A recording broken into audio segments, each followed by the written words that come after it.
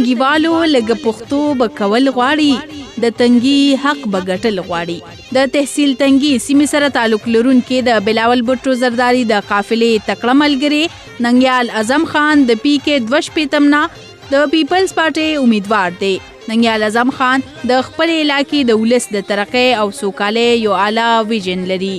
که غواړي چې د تنګي تحصیل ولسي ستونزې د هواري شي نو ننګیال اعظم خان په درون اکثریت کامیاب کې.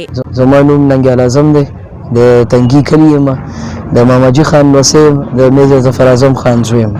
د پی کې 2 نامزد امیدوار 8 فروری د ټاکنو ورځ چې روزه په ګڼ شمېر خپل امیدوار پاس کې چې ښه با اختیاره پارلمان ته لاړ شي د اشنغر د حق او د سوکالۍ ګټه ترلاسه کړي.